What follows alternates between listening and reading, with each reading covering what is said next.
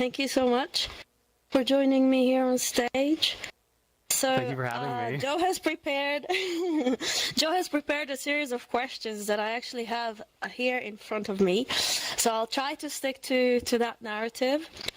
Okay. Yeah, that's an incredible music video. Thank you so much. And one thing that I'm very, very excited about, amongst many other things, is that one of the shooting locations you chose for the music video was actually Dr. Morrow's World Organism, which was also Amoka shot their music video there as well. So what was the kind of inspiration behind that? And there is, in addition to Organism, there were a few more other worlds. So if you could perhaps elaborate on those choices. Thank you.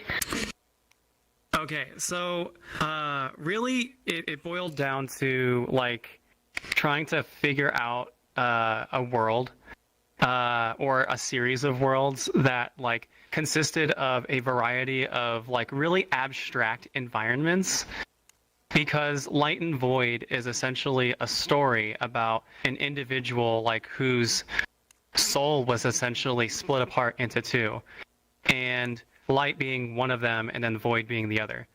But Void was basically like her powers essentially have a lot to do with like changing reality and like making like shifting illusions and things like that. So finding a world that had like a variety of environments that kind of fit the aesthetic that I was kind of going for.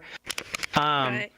It really boiled down to like the world selection, but then like the lighting was a really big thing too. And I kept coming back to Organism, and actually the other one was Epilogue Part 1 from Dr. Morrow as well.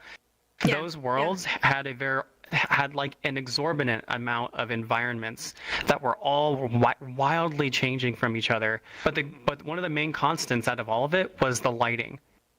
And being able to use both of those and like having such a variety of environments at one disposal in one world was really great. The only other one that was also there was like I forget the exact name of it off the top of my head, but it was in the credits. But it's a volumetric world, and like you can use like little spotlights, flashlights that have a like pretty heavy volumetric lighting on them. So I basically repurposed those flashlights as a spotlight, and that was kind of what the introduction of the whole video was centered around too. So that's kind of like why I used Organism. We're extra excited because last year the Organism won Best Immersive World Award at Raindance. Yeah, the second question that Joe has prepared was actually, we're curious about the themes of the video too, which you a little bit touched on just now. You had some goals about creating abstract messages, which we'd like to hear a bit more about. So can you elaborate on the poetic messages you were interested in exploring? So a lot of the storytelling and the main part of the story was basically trying to this is essentially like the climax of like the end of like my first season of Light and Void, and this is where we finally get to see that like the storytelling that was based on the lyrics, but then also the story that I had along with it was about Void, who not necessarily like, even though like I portray her as being like the antagonist and everything like that, she's also the victim. She has had a lot of terrible things happen to her, in her life since like Light wasn't as nice of a person to her as it kind of was made out to be up until then, and she basically was forcing Void to take a lot of the blunt force, dealing with a lot of like heavy trauma in her lifespan. And Void was the only one that, like, so whenever like a bad situation happened, Light was just like, okay, here, Void, handle this. I don't want to deal with it. Have fun. And if that's the only time Void ever got to experience anything, like, that's not a good life. And over the course of time, those experiences really kind of like reached a boiling point.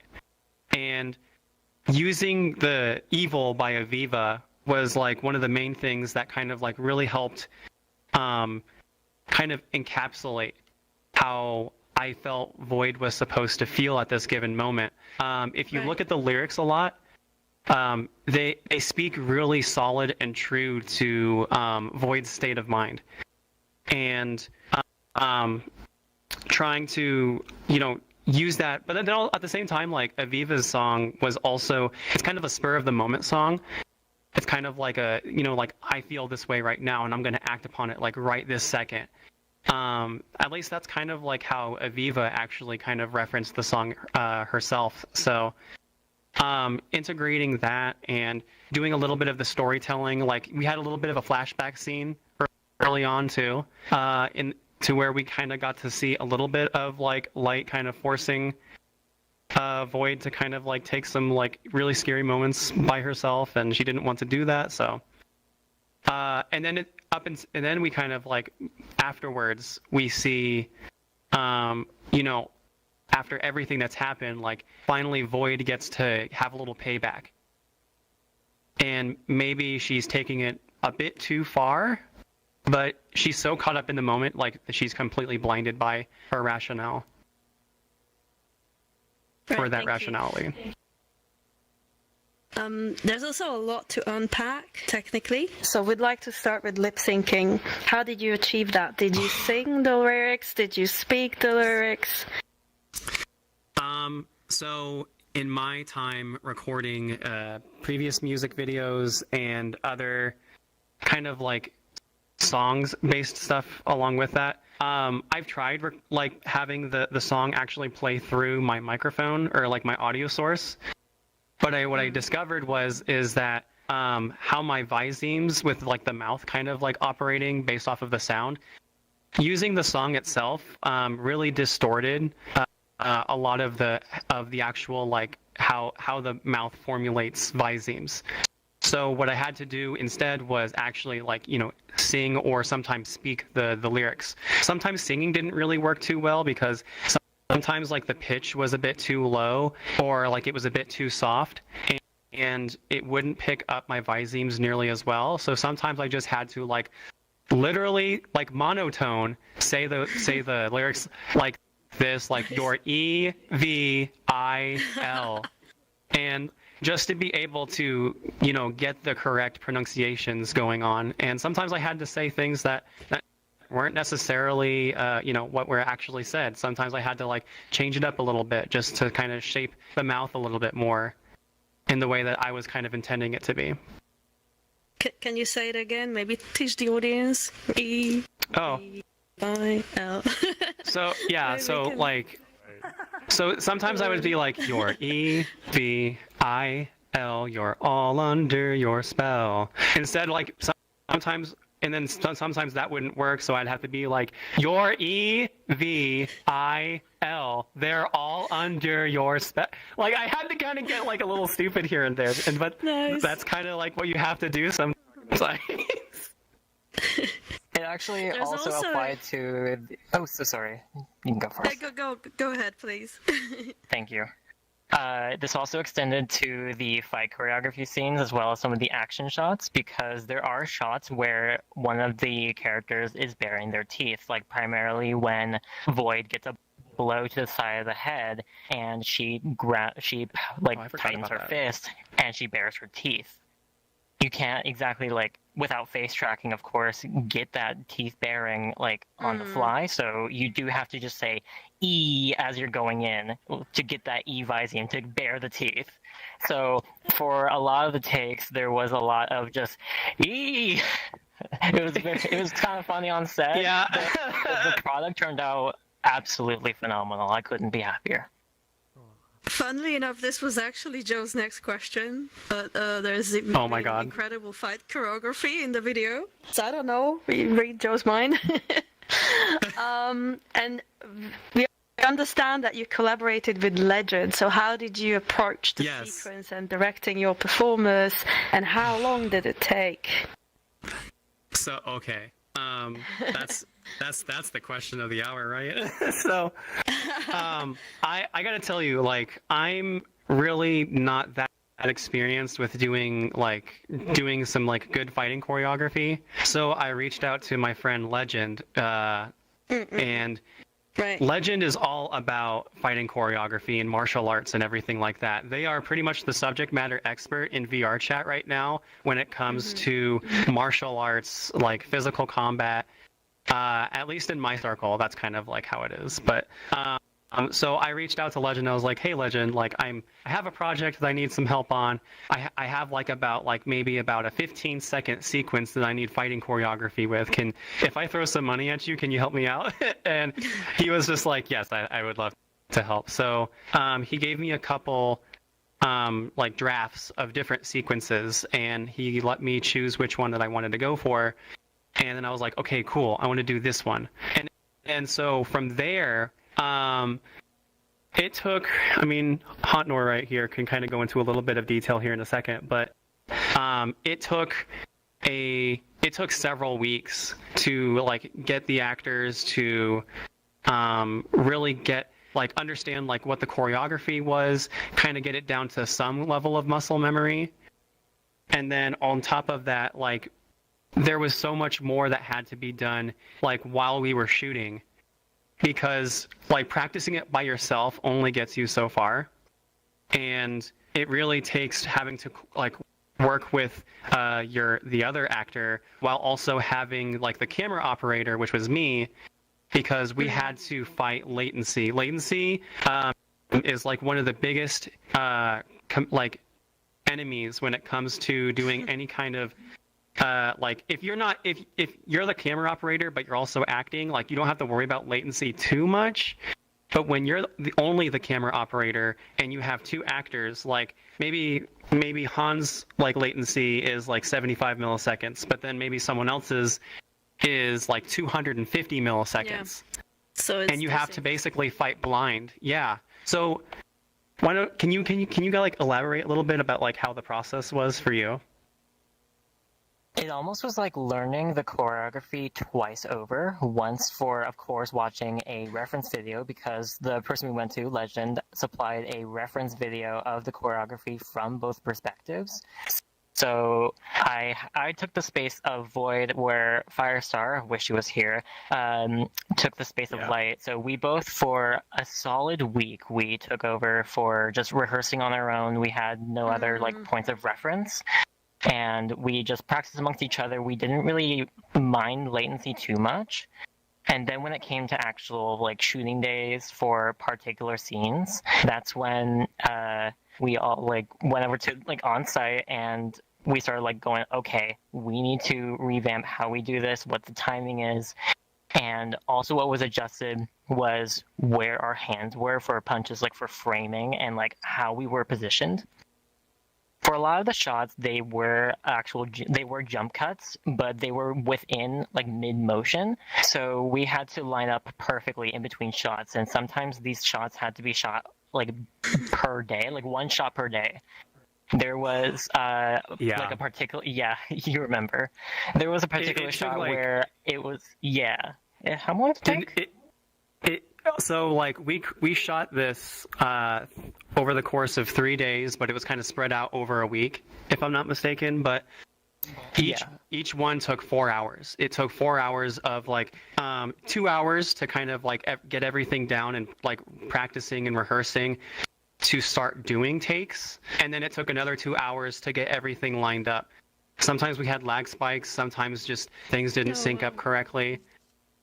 So over the course of in basically like a 12-second fight sequence in Evil took 12 hours total to shoot, rehearse, and then also get the final take. So it was quite the endeavor, and we had to use like audio cues to. I always remember like a specific metric to like gauge like how much we put into the fight sequence alone. 2 weeks of rehearsing, 12 hours of filming, 12 seconds of final footage.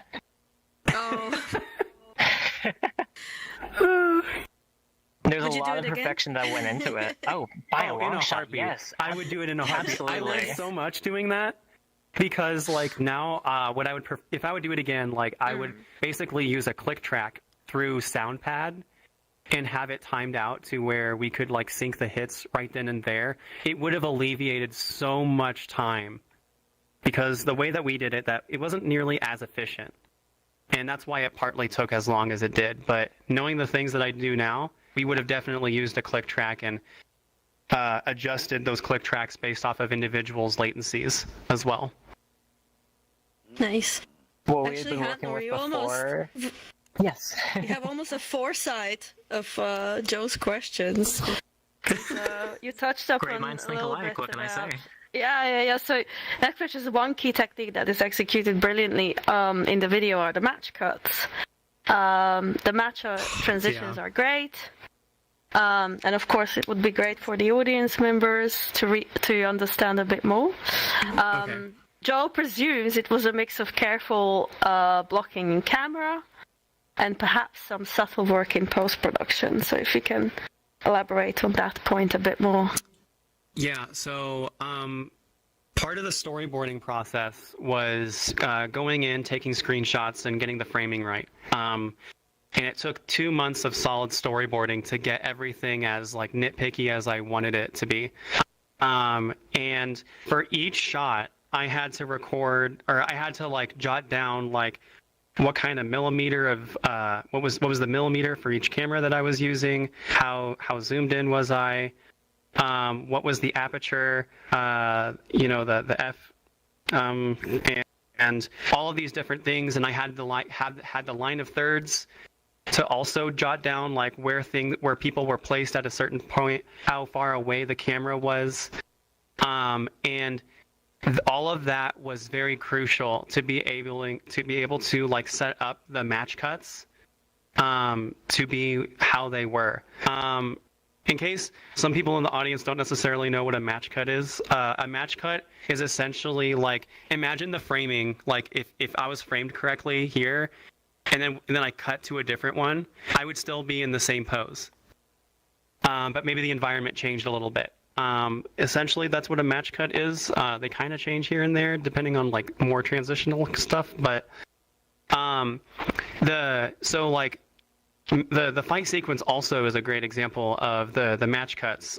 There were no green screens whatsoever done for that, and it really boiled down to placing everybody as correctly as possible. We used so many references for feet, positions, and I had to like also remember like how far away the camera was, what the zoom was, and depth of field and all that. We got super nitpicky on all the details. A lot of it showed up as footnotes. A lot of it showed up as footnotes on the actual recordings themselves. So as soon as Astral would hit click on the camera for recording, she would give verbal notes to herself during post-processing saying, okay, Light's foot is on this rule of third and her head is right above the top line of thirds, for example. And then she would use that in post as reference to line everything back up if things were slightly off. Yeah, we were actually wondering whether there have been any green screening techniques or not, but yeah, that's really impressive. So, I do want to touch on that for a quick second, because my goal for this production was use as minimal green screen as possible. So the only time that I used green screen was the falling sequences. So in the first one where she's falling through, where Light's falling through like that little like tunnel at the start, and then the other one was at the end where she's thrown off the cliff by Void. Those are the only two instances of green screen throughout the entire video. Right. On the side note, Joe loves that you have a dolly zoom in the video. It's fantastic. And it's clear you have very carefully considered the camera movement and angle to suit the music. We would also like to touch up on your incredible avatar design. The Void character feels perfect for the video, especially in the transformation scene. Did you make any adjustments specifically for the video, or was the avatar part of your inspiration in the beginning? Oh God. We actually have the retexture artist here as well, in the audience right here, Ember Dragoness. Oh. she's the one that helped design Void. Can you wait? You want to come up here and you want to come up here and give a please. shout out? So this is Ember Dragoness, one of my best friends as well, and she was the one responsible for doing artistic liberty with Void's design and doing a lot of the, like, every single model that was in a Void that was done in Evil, she was responsible for. So yeah, all of the dark avatars. really great work. It was great. It was Thank really you. really fun working on all your avatars. It was great. Thank you so much. But the only other person, you can sit there if you want to go out there. That's fine. I don't care. Whatever you're comfortable with. Thank But you. the other person, so I also designed Light here, but I also had Nefertiti, who's another good friend of mine. She was the one responsible for Light's design. She took my original design that I had and basically just went all totally wild and crazy with it. I've fallen in love with it ever since, and yeah, so I have Nefertiti and Ember Dragoness to thank for such beautiful designs of these characters. Amazing.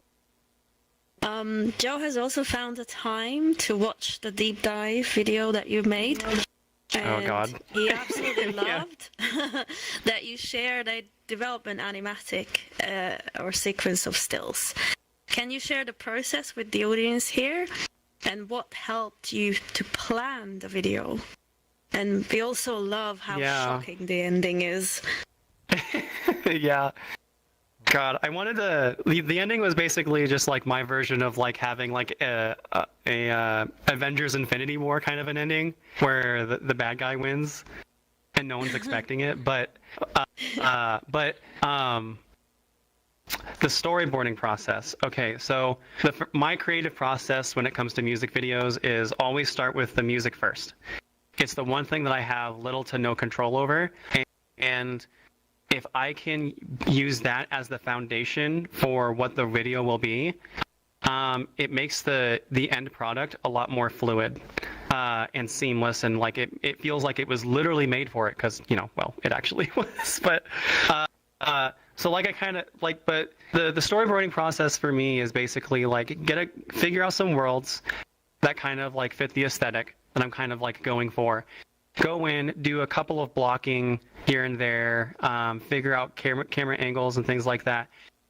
Using screenshots is literally the best way that I know. It's so efficient, and it like you can get everything that you need, and then when you're going into your editing software, you can basically just take a massive look at the big picture, figure out how flow is, if you're breaking any rules of thirds, if you're breaking the 180-degree rule, any kind of things like that is kind of like, that's because of how much I storyboard and how critical I am of that phase, is why the end product looks the way that it does for me.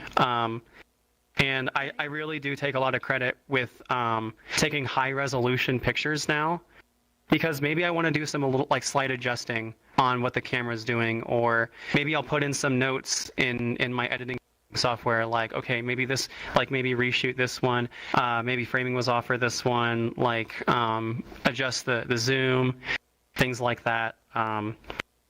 But yeah, it really is heavily centered around taking screenshots, finding the correct worlds. I have some resources, like some other VR photographers on Twitter.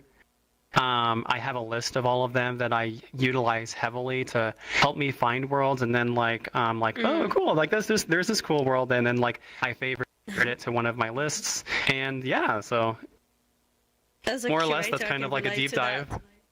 Curation of immersive worlds. I think Joe is already in the instance, but one kind of perhaps question from me to both of you. What would be your advice to either people who are inspired to create music videos and perhaps are kind of on the quest to create their first music video, as well as to filmmakers who are thinking about creating films with fighting scenes, but just kind of like key takeaways? Oh wow.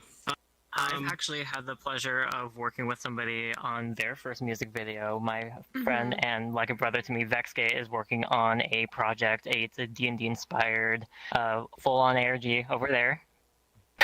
He's working on something called Dark Age Nightborn, in which he made a couple proof of concept videos to put onto his TikTok page, and he's planning on posting them to other platforms as well.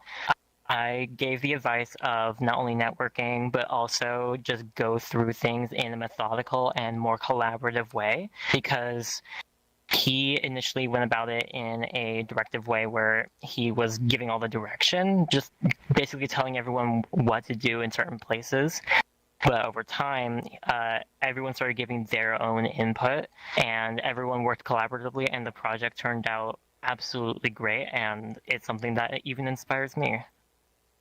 Aww, that's lovely. I know, like, for some of the people who are on Quest and who are just trying to get started, I get people like left and right saying like how they're inspired they are by the work that I do. And but I would like to kind of like also let everybody know that like you don't have to have full body tracking. You don't have to have like the highest end PC or anything like that. Like you can literally just like have VR, like just, you know, regular VR, like just the controllers and the headset, whether it's Quest or not, like you can do all that stuff. And but you have to think a little bit more out of the box. And what I mean by that is like maybe utilize some of these like MMD animation worlds for some of the things that you would like to do.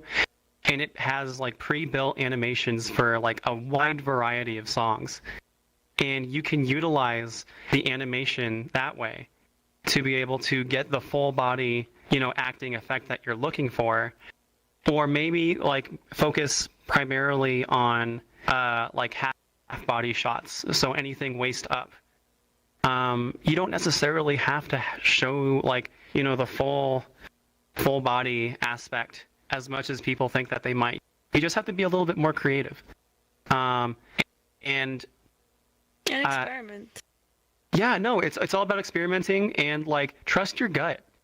Like, I mean, I had to start somewhere too, and I do this as a hobby. Like, I don't have any degrees in film. I learned a lot of my stuff through YouTube. Studio Binder, shout out if anybody watches that YouTube channel. But I had to learn a lot of this by myself and like really analyzing like cinema videos, music videos, whatever it is. But like, using that and trusting my gut and, you know, just going out there and taking the leap of faith. And that's really where it starts for anyone who's inspired and just wants to start out. If it's another piece of advice I can... Absolutely. If it's another piece of advice I can give out to the people that I have helped and to people who are just starting out as well, I also, like you, know a bunch of Quest people and people that don't have full body tracking yet. And a lot of these people are discouraged from posting content of any kind online because they don't think they'll get much attention from the media if they can't move their legs. But I personally also know someone named Darks at Midnight who can't even do his own recordings because he is on standalone Quest. Right. Yeah. So he already has garnered up to 14, 15, 16,000 followers on his TikTok page last I checked. And he has like a small group of friends that helps him with just camera work in general. And he also thinks outside the box, and I love what he sees. Yeah, and sometimes limitation can produce some very interesting creative results. Absolutely.